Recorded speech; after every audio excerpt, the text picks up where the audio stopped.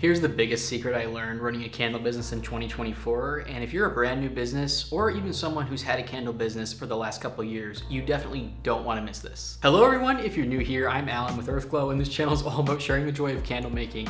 I share tips and tricks about how to make quality candles coming from someone with a background in chemistry. I also share the behind the scenes of my small business, Earthglow, and we just have fun on this channel. So if you're new, subscribe, it's absolutely free, and tap the little bell in the corner of the screen, and I'll notify you each time I post a new video so you don't miss out on anything. For so many years when I first started my candle business, I, as most of us do, wanted it to be an extension of myself.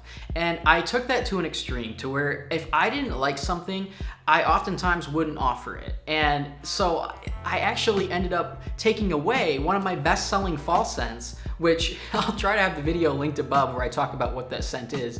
I ended up not having it for several years just because I couldn't stand making the candle that much. But this was my best seller.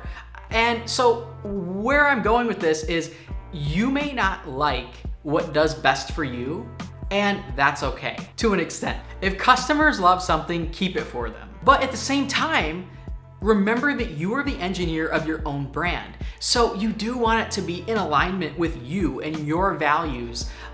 So it's kind of like a dance. You steer your business in ways that you envision it going while simultaneously listening to customer feedback. And it is a dance. It will feel messy. It's all part of the journey and process. And the biggest tip I have learned, not only in 2024, but in my 5 years of running a candle business, is to enjoy that process. We so often, and I'm still guilty of this, we so often think, oh, I can't wait. Once I get my line out and I make my first sale, that's gonna be it. And then we hit that point. Once I make my first dozen sales in a week, then that's gonna be it.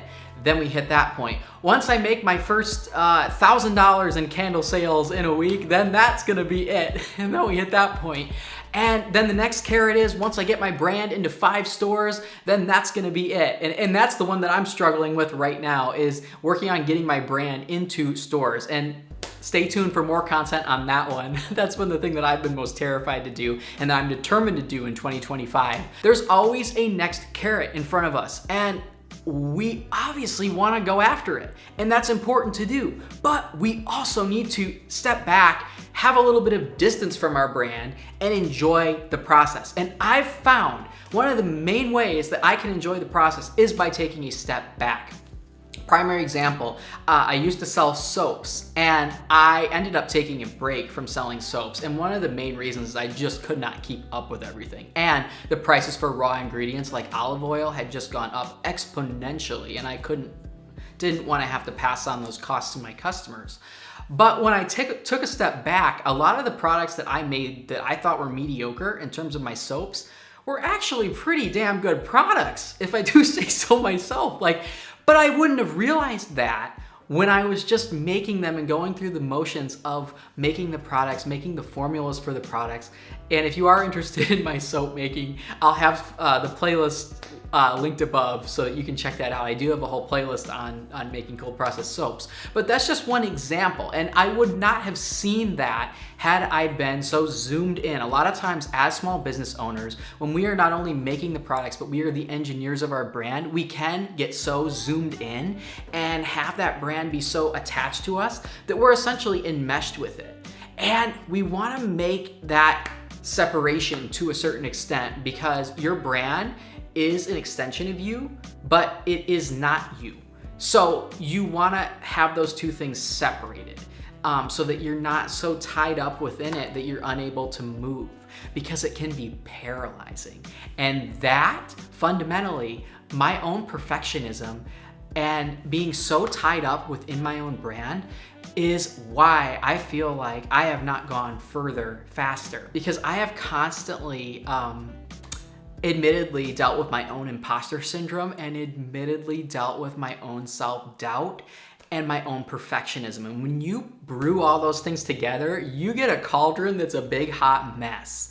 And you get a cauldron that basically is bubbling over with steam that's basically maybe it's a dramatic sight, but it's ultimately kind of holding you back. And so if you deal with those things, like a lot of us do, we have very high standards as small businesses, and this is really good. But it's really important to develop several hobbies so that you are able to thoroughly enjoy yourself, because your business is your passion, and that's why you're so good at it, and that's why you're going to be successful at it. But you also need to develop a couple of hobbies so that you are able to separate yourself and do something else as well that's not just your business 24/7. And so that when you're able to come back to your business, you're able to see things with a fresh perspective and have a little bit of distance so that you are not enmeshed in your business and paralyzed by that relationship. Anyways, I hope this video was helpful to you guys. If you have any tips that you learned in running a candle business in 2024, please let me know in the comments. I'm very curious. This is just my experience, and this is not something that I claim to have mastered in any way. As I just posted at the end of 2024, my biggest fear in 2025 was going into stores with my product and basically, asking if they wanted my product on their shelves.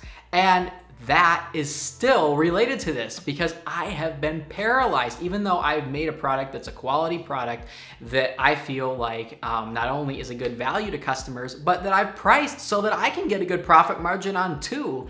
I have paralyzed myself with my fear of who even knows. I go down all sorts of different roads in my own head as to why I'm not able to do this. And largely, I do feel that that fear stems from rejection. And that fear of rejection stems from fear of personally being rejected, because I have still tied myself too closely to my own brand.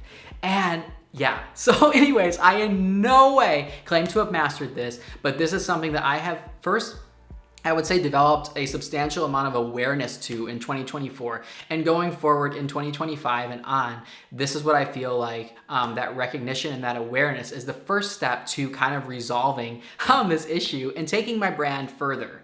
But anyways, I hope you guys enjoyed, and I'm sending all of you peace, love, and light, and I'm wishing all of you happy making.